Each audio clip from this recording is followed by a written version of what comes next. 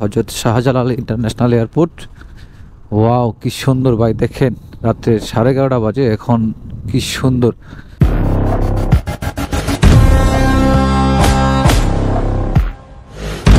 Hello everyone, আসসালামু আলাইকুম, welcome to my official YouTube channel Silent Rider. এখন বাজে রাত 11:30। আজকে হচ্ছে 14 তারিখ, 12টা বাজে কিন্তু 15 তারিখ হয়ে যাবে। আর আমি এখন যাচ্ছি ঢাকা হযরত শাহজালাল ইন্টারন্যাশনাল এয়ারপোর্টে। সেখানে কিছু ব্যক্তিগত কাজ আছে, অর্থাৎ দেশের বাহির থেকে অর্থাৎ প্রবাস থেকে অনেক ভাই কিছু মালামাল পাঠাচ্ছে তার পরিবারের জন্য। তো আমি যাচ্ছি সেই মালামালগুলো রিসিভ করে তার পরিবারে পৌঁছে দেওয়ার জন্য। তো সবাই সাথে থাকবেন এবং সেই সাথে রাস্তার বিস্তারিত ঘটনা আপনাদের সামনে আমি তুলে ধরবো। যদি আপনাদের কাছে ভালো লেগে থাকে অবশ্যই লাইক, কমেন্ট এবং শেয়ার করতে ভুলবেন না, এবং আমার ইউটিউব চ্যানেলটি সাবস্ক্রাইব করতে ভুলবেন না।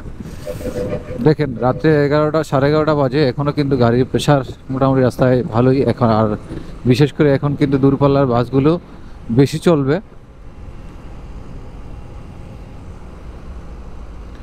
যার কারণে দিন হোক আর রাত হোক আসলে সবসময় সাবধানতার সহিত রাইড করাই বেটার, কারণ সাবধানতার কোনো মাইন্ড নাই। আর রাতের বেলার এই দৃশ্যগুলো কিন্তু এর আগে আমি কখনো দেখি নাই, কারণ সচরাচর রাতে রাইড করা হয় নাই, আজকেই ফার্স্ট টাইম। তো ভালোই লাগতেছে আমার কাছে, এক কথায় অসাধারণ। দেখেন কি সুন্দর রাস্তাগুলা, কত পরিপাটি গুছানো, মনে হচ্ছে এটা দেশের বাইরে আমি কোথাও রাইড করতেছি। সব মিলে ভালোই লাগতেছে। তো যাই হোক ভাই, এই যে রাস্তার সৌন্দর্য আপনারা দেখতেছেন, আসলে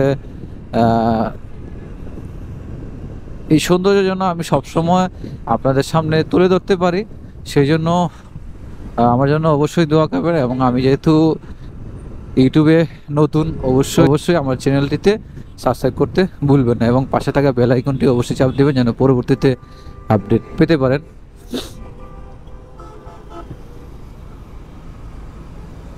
ওয়াও, রাতের বেলা হেলমেট ছাড়া রাইড আসলে ভালোই লাগে মনে হয়। দেখেন এখন রাত 11:30 বাজে, কি পরিমাণ জ্যাম এয়ারপোর্টে। আর আমি কিন্তু এখন এয়ারপোর্টের ভিতরে যাব, আর একটু সামনে গেলে হচ্ছে গিয়ে ঢাকা ইন্টারন্যাশনাল এয়ারপোর্টের ভিতরে যাব। আমি টুকিটাকি কিছু কাজ আছে ব্যক্তিগত, যার কারণে আমি যাচ্ছি এয়ারপোর্টের ভিতরে। এছাড়া কিন্তু আসলে রাতের 11:30 বাজে এয়ারপোর্টে যাওয়ার কোনো মানেই হয় না। এয়ারপোর্টের সামনে আসলে একটা জ্যাম থাকবেই। আর দেখেন কি পরিমাণ গাড়ির চাপ, একটু 19-20 হলেই কিন্তু আসলে আমাকে খেয়ে দিবে। এখন রাতের 11:30 বাজে, তাই এই অবস্থা, তাহলে দিনের বেলা কি অবস্থা হবে। আমি যাব হচ্ছে এয়ারপোর্টে, যে আমি অলরেডি এয়ারপোর্টে প্রবেশ করতেছি।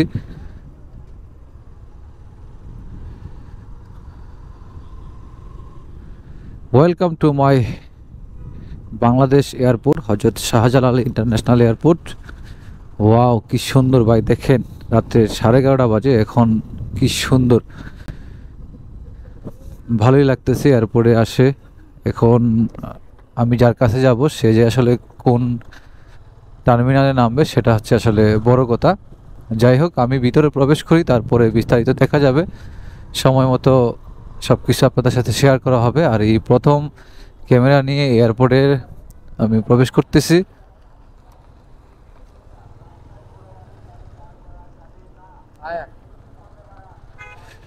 কি পরিমাণ গাড়ির চাপ, আল্লাহ! তার মানে দিনের থেকে, আমি একদিন দিনে আসলাম, সেখান থেকে কিন্তু এখন গাড়ির প্রেশার খুব বেশি।